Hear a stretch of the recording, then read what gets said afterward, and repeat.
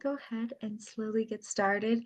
Thank you all for being here, and thank you everyone who donated tonight to join this webinar. My name is Stephanie, and I work with the Every Dog team. If you receive client communications, you've probably messaged with me in the past.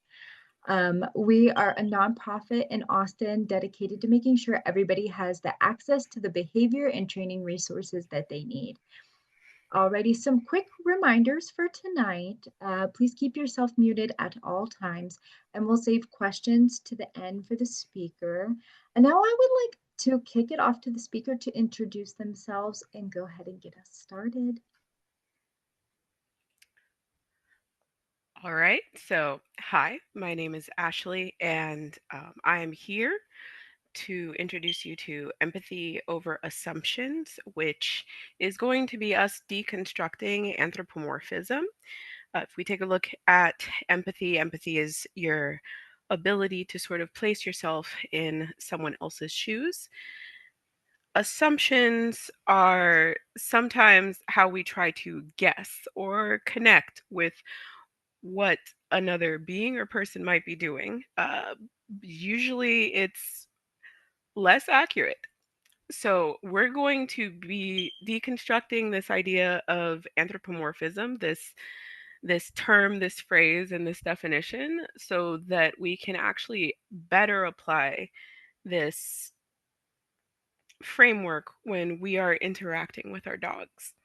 So, the first thing I'm going to do though is give you a little bit more background about myself. Whoops. And so I've been working in the field of dog training for about 20 years. I'm an academic or an academically trained dog trainer. So I have 3 higher level education degrees, and I did my primary focus in evolution, animal behavior, and environmental change and how it affects animals. So my Bachelor of Science degree is in environmental studies, uh, effectively, officially. I have also been a STEM education mentor. If you do not know what STEM stands for, it is science, technology, engineering, and math. I did education mentoring where I actually had to teach a semester of underprivileged students with the Museum of Science, and it was specifically in marine based organisms and systems. I also did special education tutoring as well as disadvantaged personal tutoring. So I worked with kids that do have developmental disabilities like ADHD and autism, as well as with individuals who were in less fortunate situations like foster care. I've also done outreach and educational speaking. I am a public speaker, and my teaching style does focus mainly on critical thinking and making sure that you're empowered through your knowledge. So I try to break down a lot of concepts so that they're not too wordy and not too complicated. And I don't like to talk a lot. My favorite part is the part where we ask questions. So that's probably what the majority of this webinar is going to be like today, because thinking and asking, in my opinion, leads to a little bit more understanding. And last but not least, I have a very strong passion for dogs. I've loved dogs from a very early age. The earliest I can remember is 3 or 4. And that hasn't really gone anywhere. And I do have a very strong, I am very passionate. I find a lot of joy, yes, in teaching humans and dogs to coexist.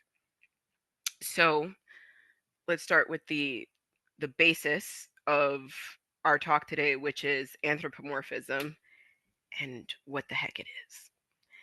So, anthropomorphism as a definition, and I will tell you now, I don't like this definition because I don't think it's clear enough. But the definition is the attribution of human characteristics or behavior to a god, animal, or object. And the etymology of the word is ancient Greek from anthropos, which means human. You do see this show up a lot. Anthropology as the study of human societies. um, and the history of human societies, and morphe, which is form. So human form, in essence, is the root for anthropomorphism. And the term has actually become more widely used in more recent decades as opposed to earlier decades when we started pet guardianship.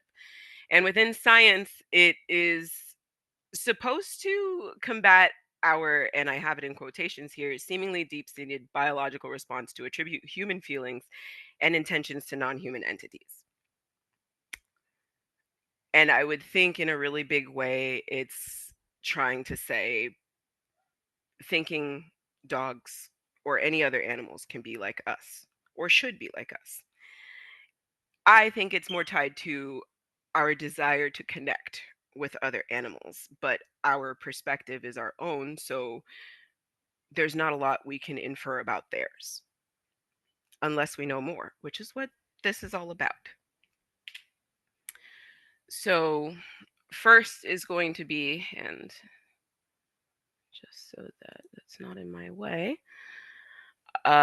So how has anthropomorphizing your dog as a concept shown up in dog training?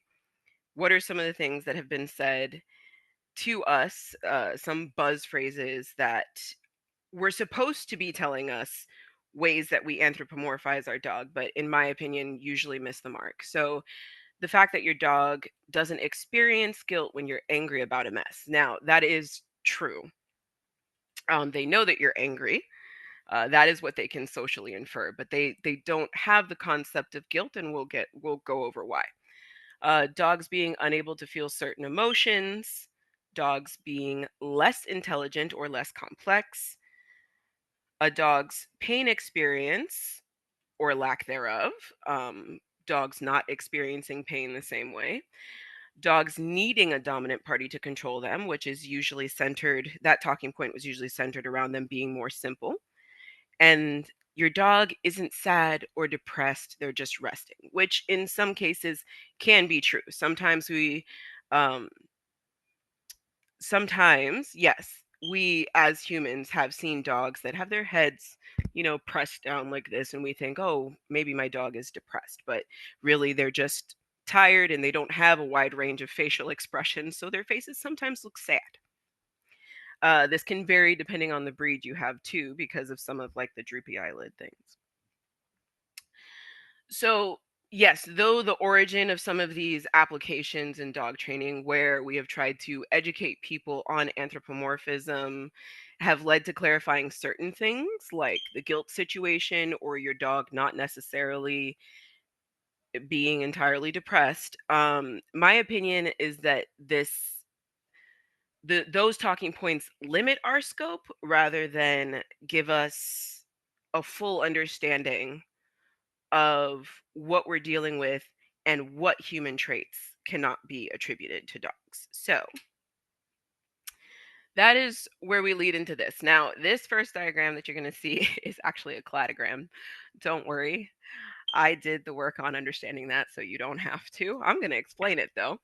But why is the concept of anthropomorphism misleading? In order for you to be able to separate the behaviors or characteristics that you cannot attribute to another animal, you would need to know which traits, behaviors, and characteristics overlap, which ones we share, because we can't entirely eliminate something if it also applies to another species.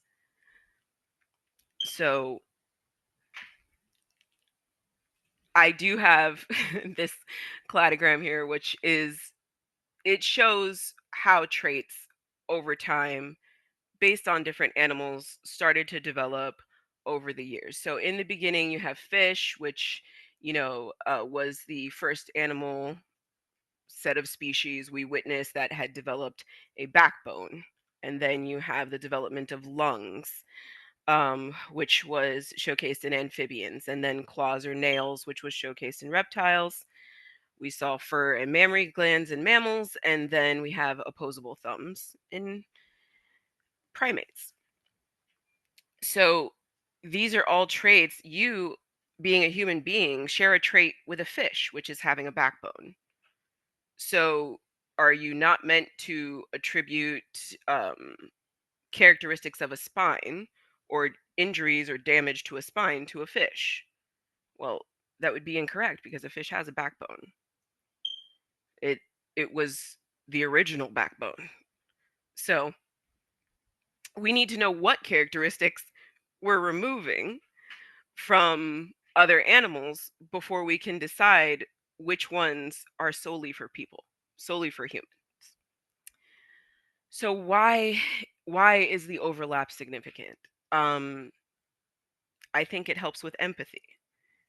I think it helps with understanding that experience for the dog. If we can understand that we're all animals, then, well, animals have a certain experience in this world separate to plants, right? Plants are living things too, separate to fungi, right? I do not live this world like a mushroom.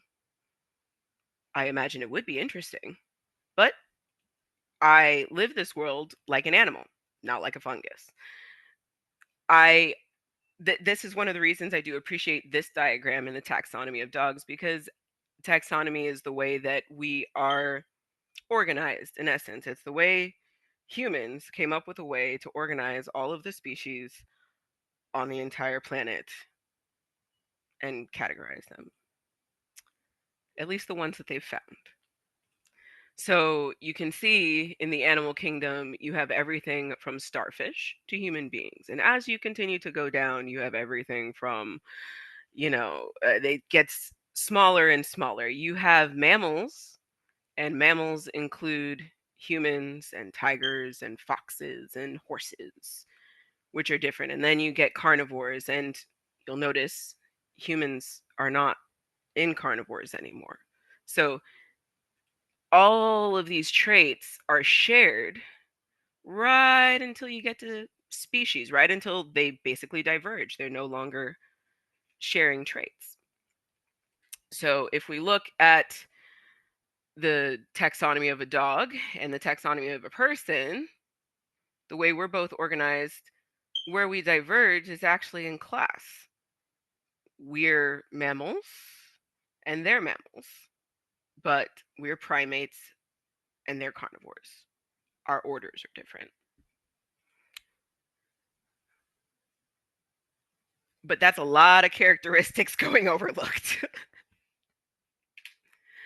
So, does it need to be that complicated? Or do we already know some things that we're probably just not bringing into awareness when we're interacting with our dogs, or for that matter, even when we're making the decision to get one?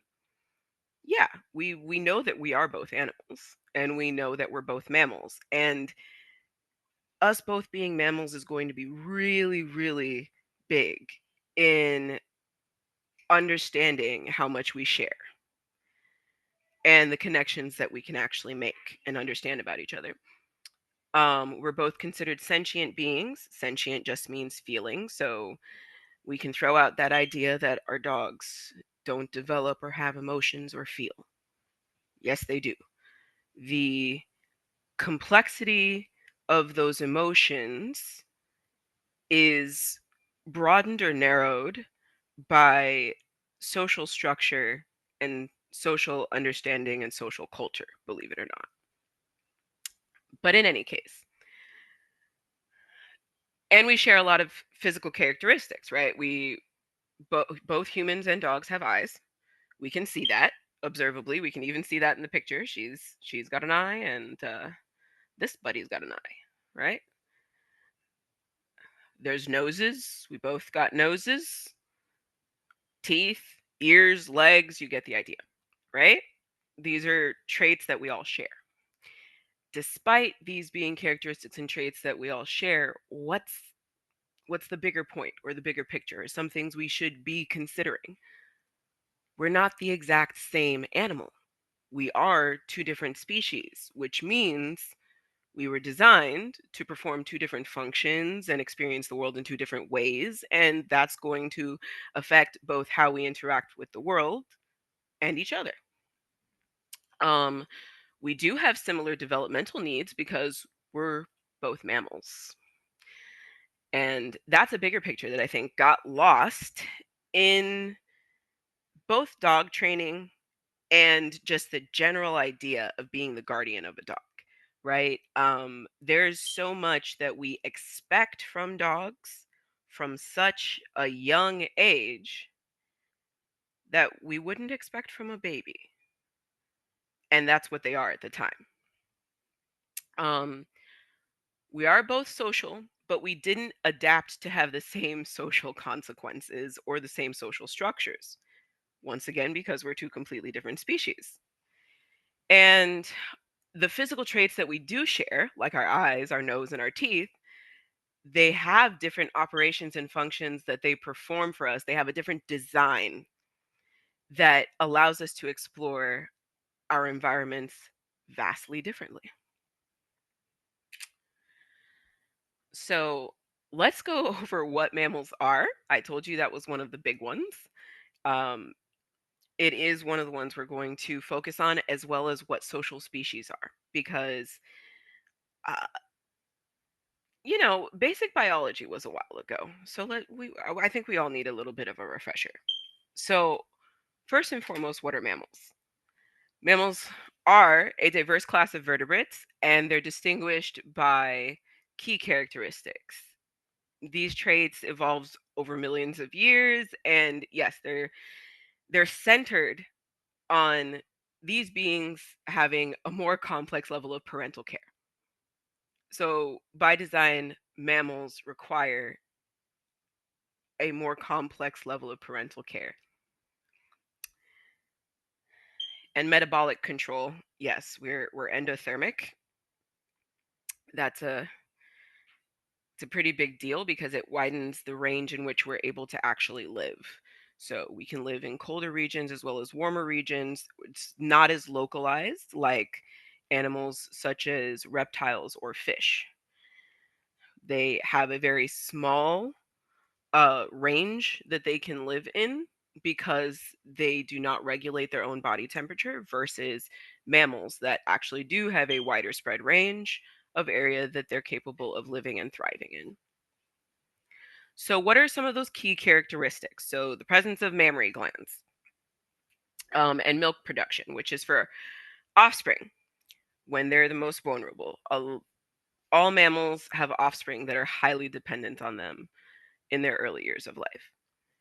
The presence of fur or hair, as we mentioned, thermoregulation, your hair contributes to thermoregulation. Camouflage, our hair doesn't necessarily contribute to camouflage, but other animals' fur does help them camouflage in their environments. Tigers camouflage using their stripes and that orange color.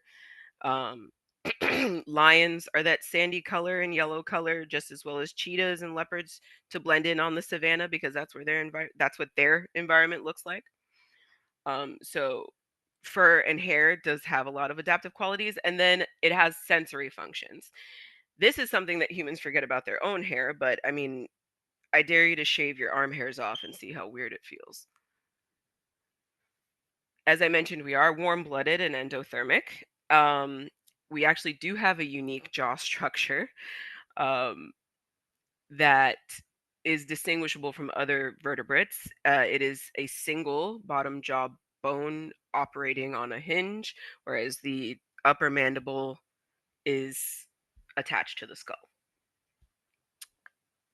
Um, we have three middle ear bones, and that is another a unique thing. It's a unique arrangement of bones, and it is actually very good at transmitting sound vibration. This is important because this is different from the structure of other animal ears like reptiles or some animals that have no ears like snakes. So, the getting into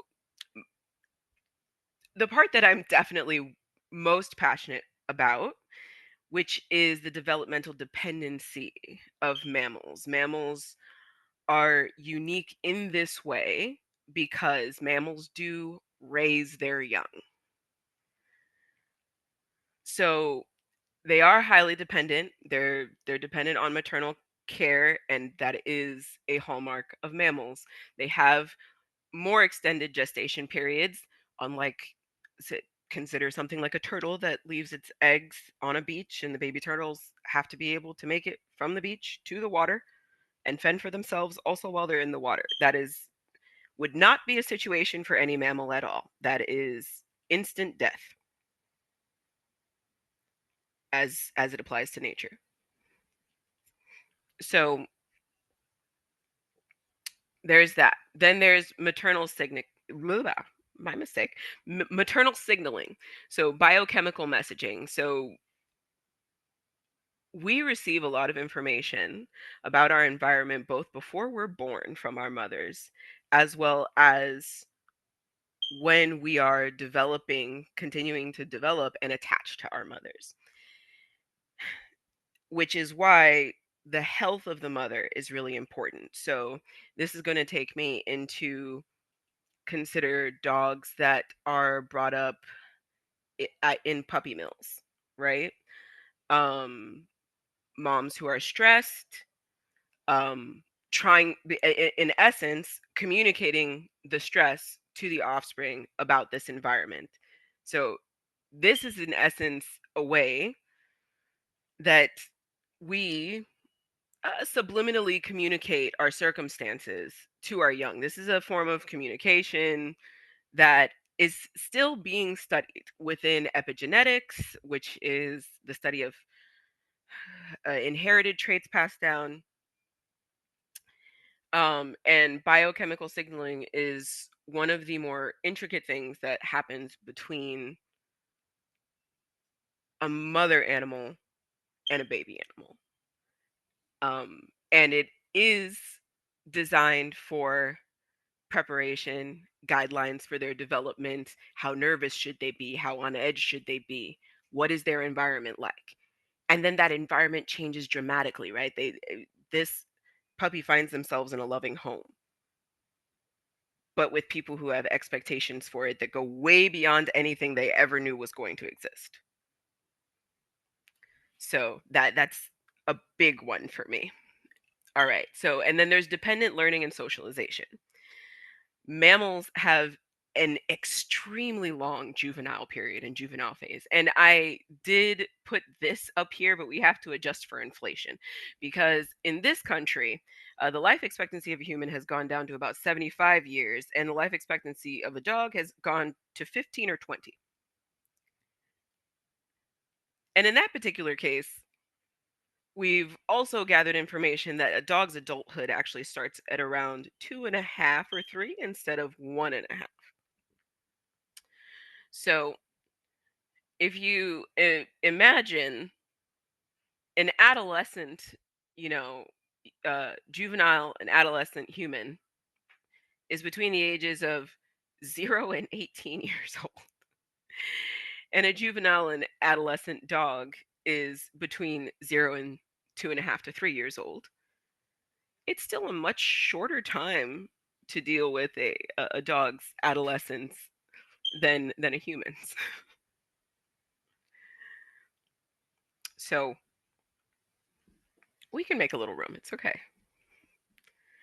So this is a crucial time when they're learning, they're developing crucial skills that are going to be essential for them to be able to maneuver in their environment. And a dog's typical environment is not one that was designed by a human originally, but we're going to get into that momentarily. So, to recap on this slide, mammals are highly developmentally dependent on their mothers and during uh, their juvenile phase. That this is a crucial thing for them.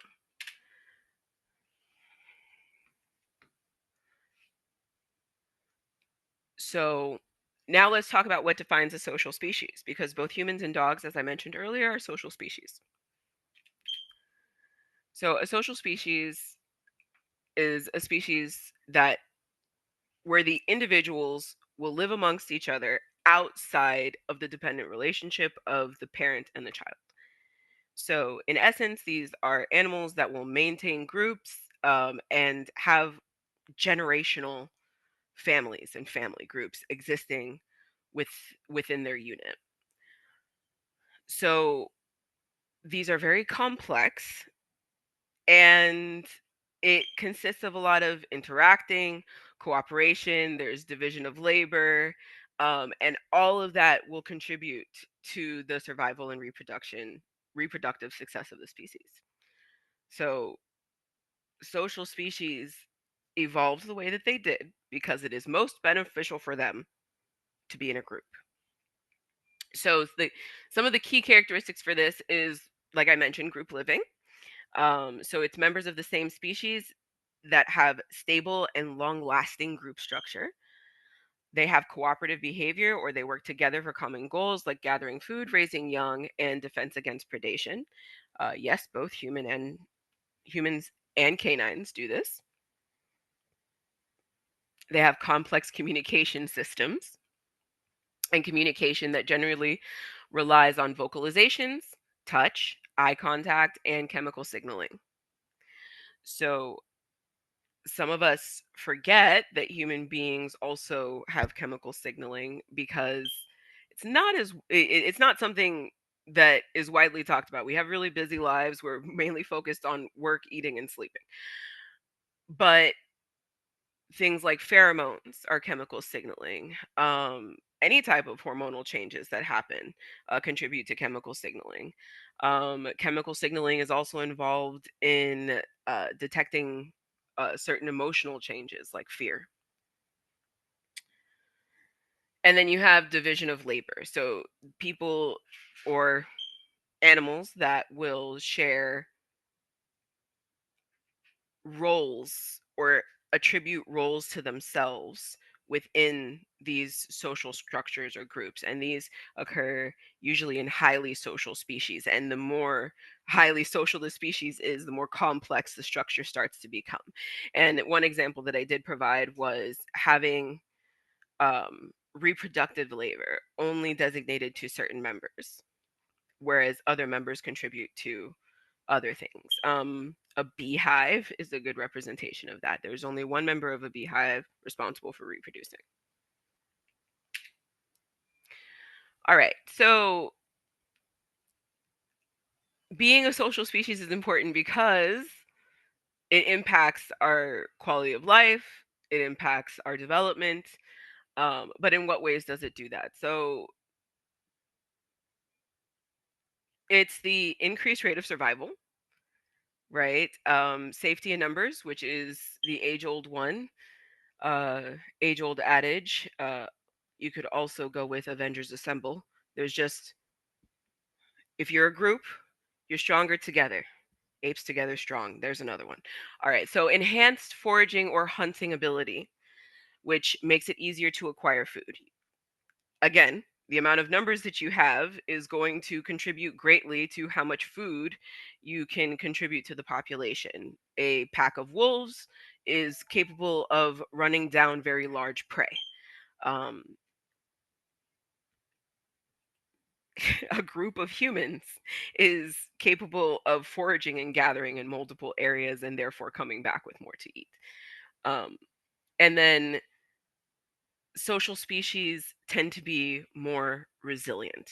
So they're more resilient because they have to have social learning, which requires high adaptability because social rules are always changing. They change because of the environment that you're in, they change because of uh, dynamics between, they can sometimes change just because you've gradually changed within. For human beings, you know, socially we changed from, individual tribes, and now we've got these really highly densely populated cities, and that's a completely different scope. So they're more, we are, both humans and dogs, more capable and more adaptable. We're capable of being more resilient. And then there's the part where we have the transmission of knowledge and skills across generations. So these are all things, traits, characteristics, universal to both dogs and people. That sounded like a lot, right? We each individually have our own social structures. We each individually have our own forms of social communication. We each individually, that was a very long list. That's why I focus on questions. So it's estimated that 30% of all mammals exhibit social behavior or group learning. So it's not even the majority of mammals, but a significant amount found that living in groups was more beneficial for survival. And that's going to be important. So, which mammals are more commonly social? Primates, carnivores, rodents, ungulates, which are your hoofed creatures, and cetaceans, which are your dolphins and whales.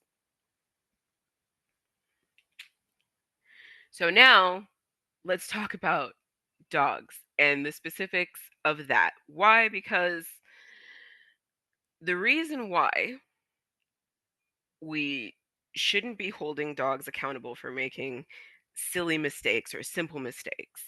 The reason why, we shouldn't uh, judge them too harshly as puppies has a lot more to do with how they're experiencing the world because of their traits and the world that we've created around them. So, what are the notable differences that are impacting your dog's experience? What are the things that you cannot um, not let's not say cannot because we're all going to forget something. What are the things that can be we can sometimes overlook that are important? So differences in hearing. So though we both have ears, a dog's hearing is more acute. It isn't just more acute, the range in which they hear is different. It is more geared toward higher pitches, higher frequencies. So keeping that in mind, a human being's auditory frequency, 20 hertz to 20,000 hertz, right? That means anything beyond 20,000 hertz, you are likely not hearing. And for a dog, the high range is 65,000 hertz.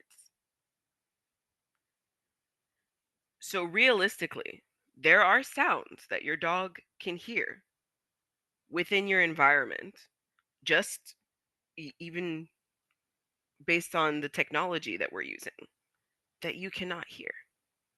That is adding to their stimulus. Whoops, sorry. That is adding to their stimulus. Um, they have more muscles in their ears.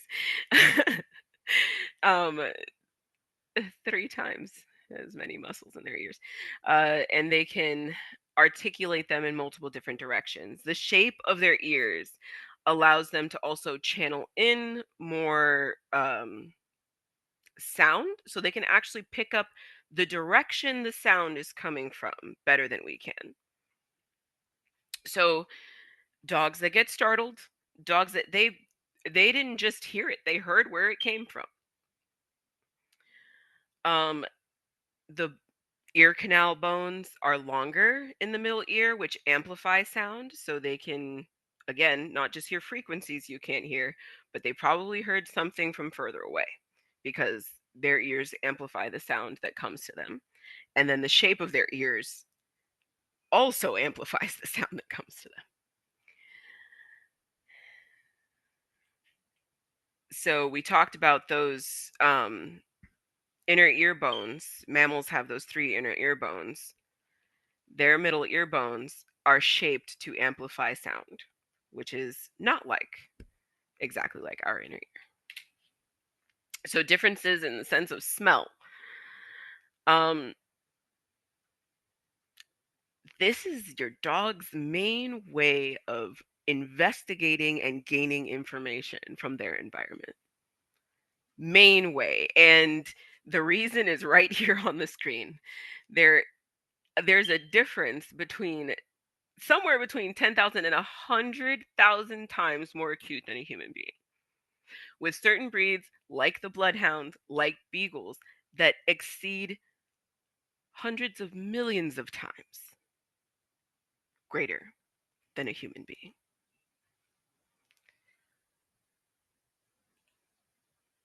I don't know about you, but if I could smell that well, I think the world would be very overwhelming to me.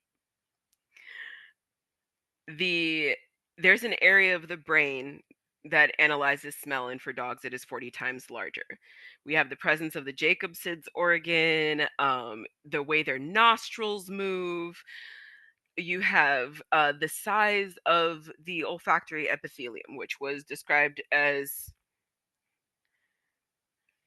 if you were talking about the size of the cells in comparison, this would be the size of a human's olfactory epithelium if we zoomed into it lots of times, and this would be a dog. I don't know if you're seeing the difference there, but this, if we zoomed in a lot of times, this would be the comparison between the epithelium, which is the tissue inside of the nose that is taking in smell information, and this would be the dog.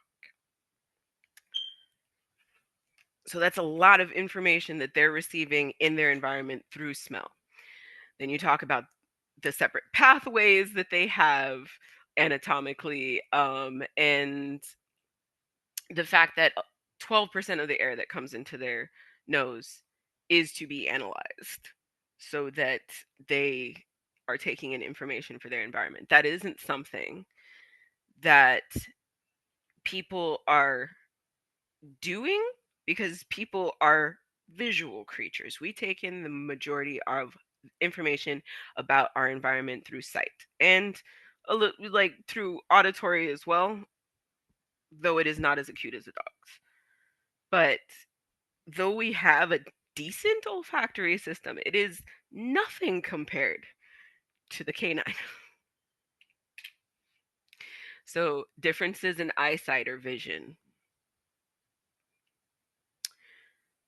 Visual acuity, 20/75. What this means in layman's terms, a human being is 20/20 vision. They can see something from 20 feet away that a person could see from 75 feet away.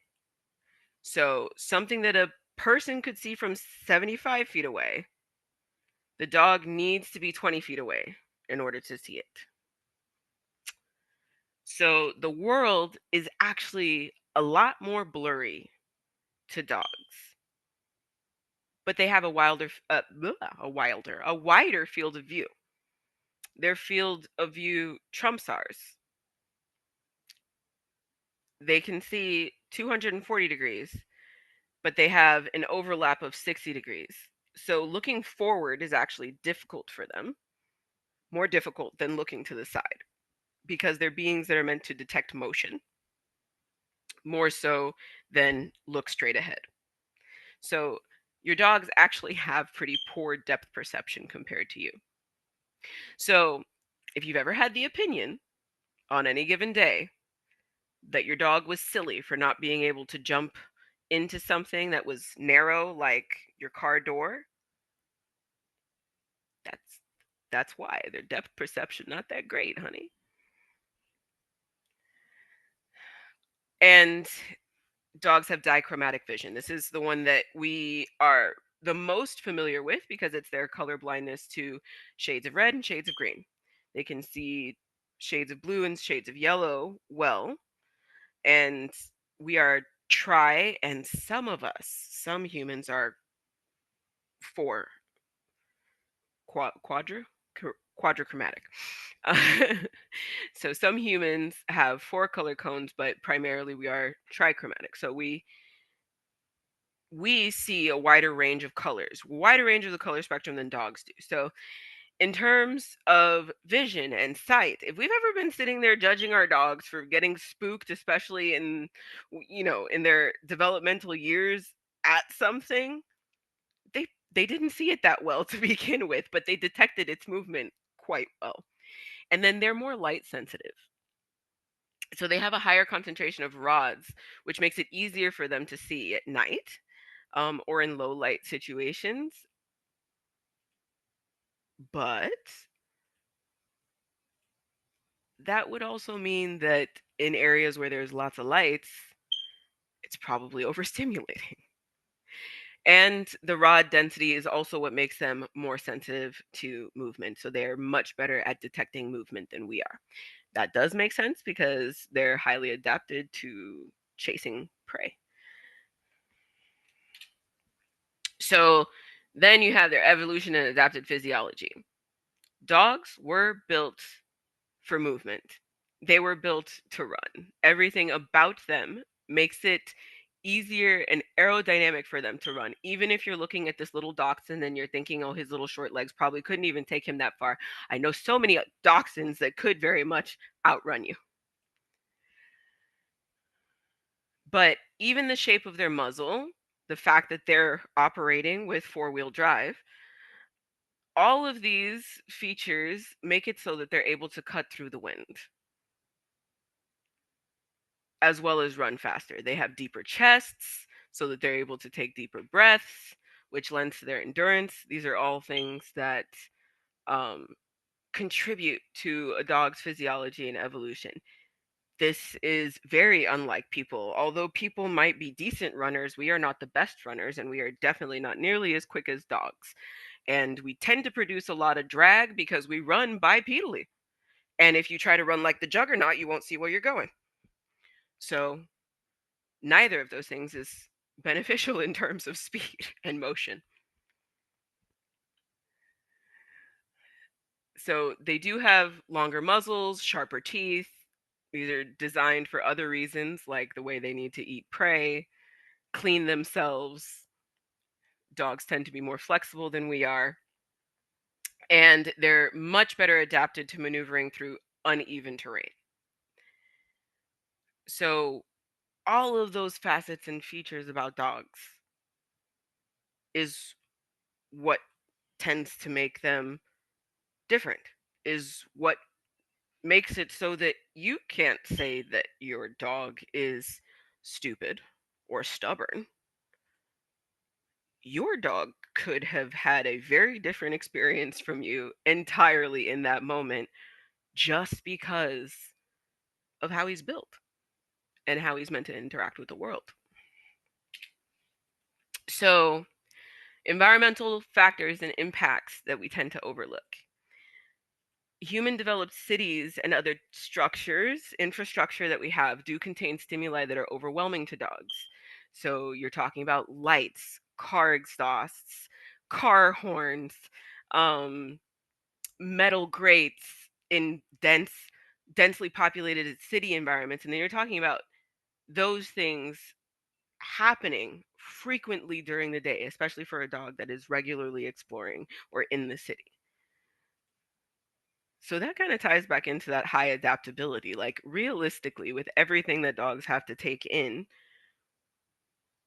a city environment with their own senses, they are highly adapted and quite resilient.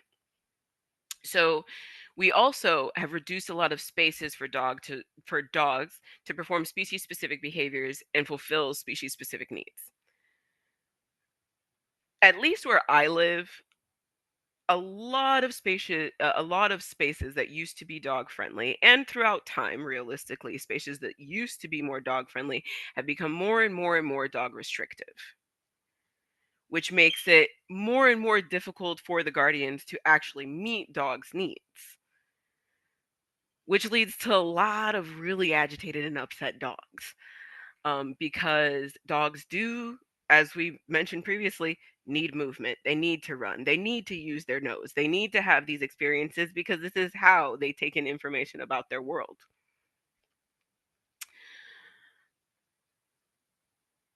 We are taught to and marketed to in a way where we make impulsive introductions with dogs, and we don't have the same environment where dogs used to be able to be free roaming or used to have more demands for them in rural areas, like herding dogs being more popular, or even Dalmatians, draft dogs like Bernese Mountain Dogs. Those specific work related needs and experiences decreased for them a lot, as well as their freedoms. So this decreased quite a bit, but our impulsive nature to say I'm going to get a puppy for Christmas, like to say I'm going to get a puppy for Christmas as if it's like getting a bicycle, I think is one of the disservices our society um has, I guess, imparted upon us, because we are encouraged to take on dogs. And it's not that the concept is difficult, but we aren't taught that, we should have this concept about their experience. And I think that that directly impacts them as well as directly impacts us. Okay. And I mentioned that there was a wider range of experiences they had in earlier years, dogs. There's a wider range of experiences dogs were capable of having in earlier years of society that they don't get to have now. With canine healthcare, you have the talking point about the vaccinations at a certain age, so on and so forth, that kept dogs inside more than outside. And then free roaming dogs being picked up by pounds also contributed to this. So dogs having less experiences throughout, human environmental development and the, infrastructure we've designed around ourselves didn't make it so that they were expressing the same level of maturity at a younger age. In the 50s and 60s, they're, as guardians, and I've heard it multiple times, people from the 50s and 60s saying, my dogs weren't like this. My dogs didn't have all these anxiety issues. My dogs didn't have, yeah, that's true. The environment for them was different. And that's why. They had a wider range of experiences. They were not scrutinized for as many things like barking or defending themselves. So naturally, dogs appeared older or more mature at a younger age in the 50s and 60s than they do now. We have to support them through more things now, but it's because we have more things to introduce them to in this environment versus back then. So, let's do a recap, and then we'll move on to questions so that we can clarify any points that potentially went missed during the presentation. So, how should we apply all of those aspects and all of those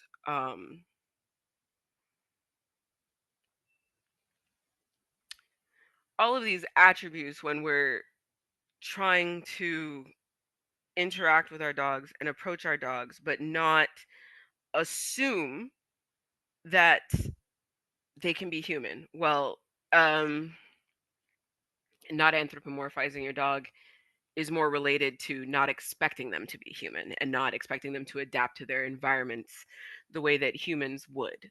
And the primary reason that that's not going to happen is that the environment wasn't designed by them for them. It was designed by us for us, and we have co evolved with dogs through time.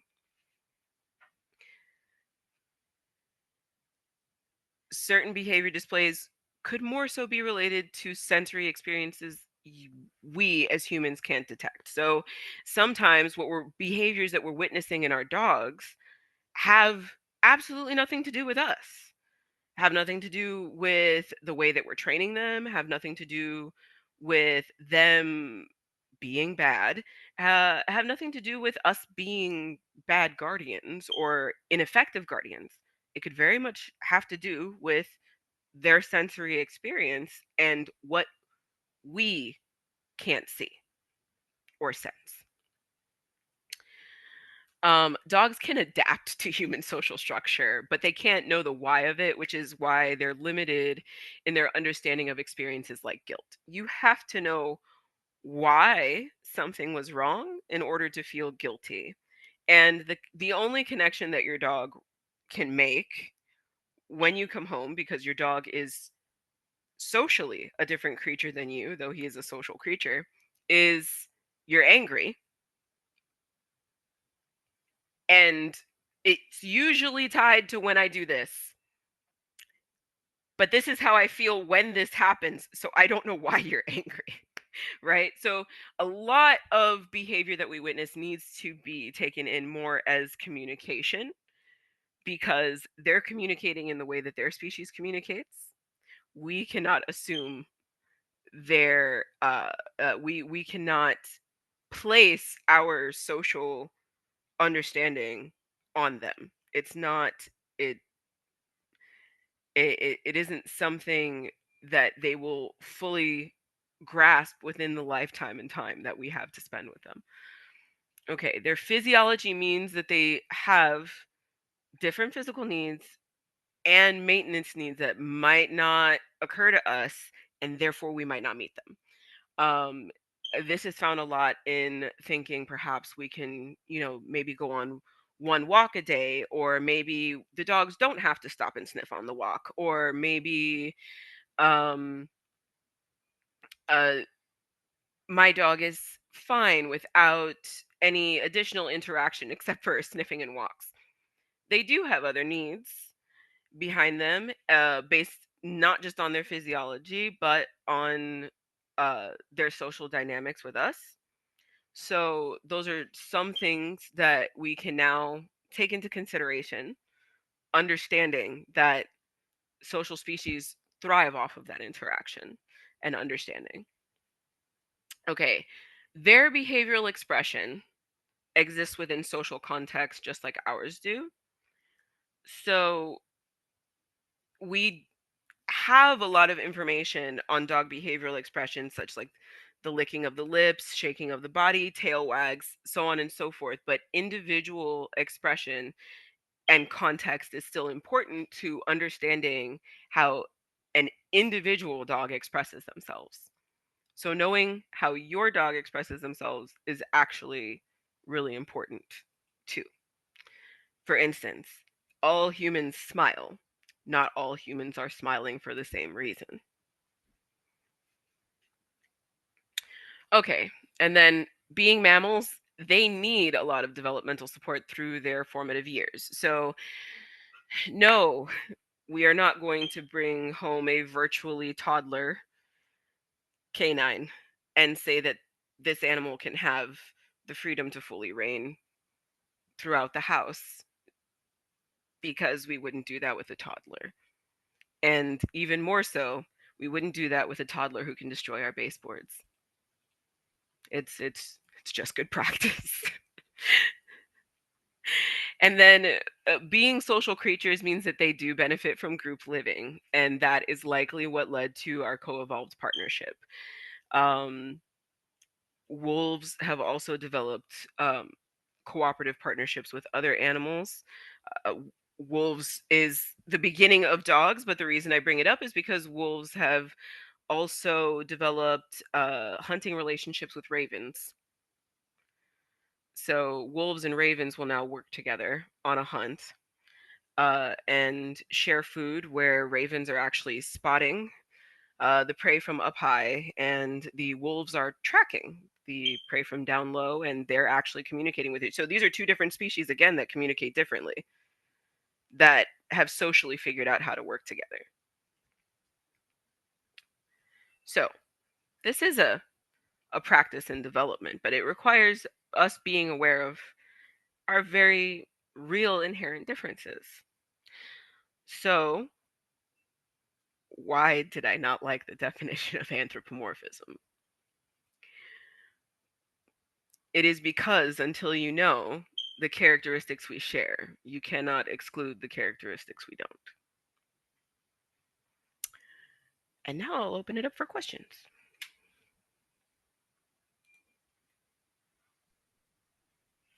Awesome. Awesome. Interesting presentation. Yeah, feel free guys to come off mute or pop your questions in the chat box.